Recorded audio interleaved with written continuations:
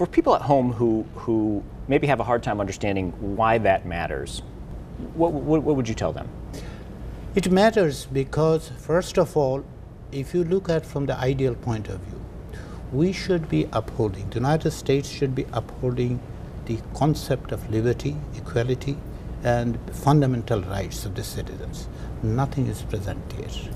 And what happens that even in a simple expression of any dissent, you can practically be eliminated.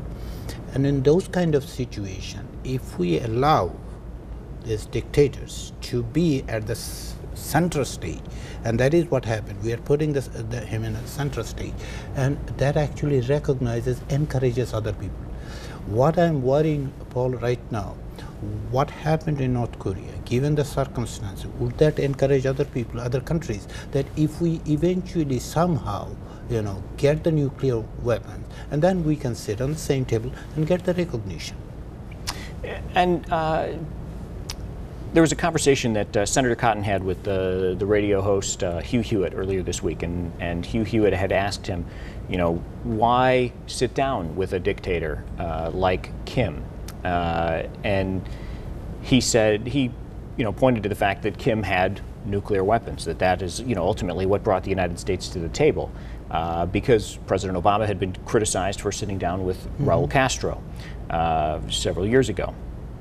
And the question then, or it begs the question, well, you look at people like Saddam Hussein and Muammar Gaddafi. They didn't have nuclear weapons. You look at how they ended up, both of them dead. Does this then motivate some other individuals who don't have nuclear weapons to try to obtain nuclear weapons, because then that's what brings the United States to the negotiating table? Right. I mean, that worries me most.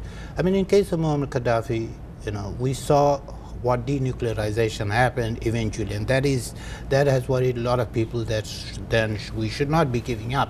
I mean, similar kind of arguments have been made. We know prior to this, going into this summit, there was this whole Libya scenario brought up, which almost broke the communication between North Korea and the United States.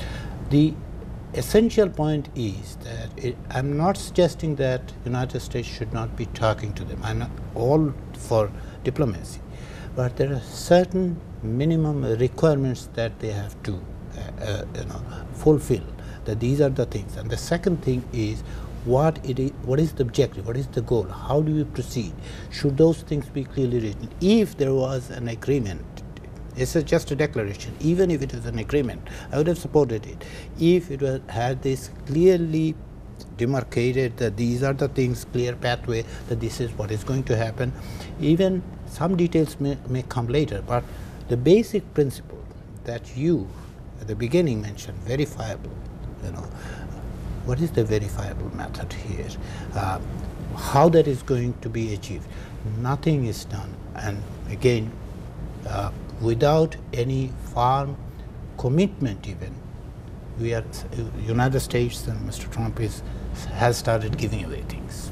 So what do you need to see next? There should be a clear pathway. What I want to see personally would be, yes, continuation of this communication, continuation of this conversation. We cannot backtrack, and United States should not backtrack it. But the second stage should be very clear commitment and pathway to how that is going to be achieved.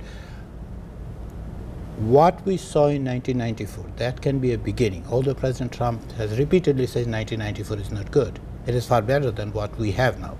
So international inspectors should have unfettered, clear access to all these facilities. There should be a clear statement what they have, what they don't have, and what kind of things they're going to do. So those are the things: stockpile, pathway, and a timetable. This is what is going to happen. Maybe 5, 10, 15 years, that's not the point. The point is there should be a clear pathway, and what exactly denuclearization means.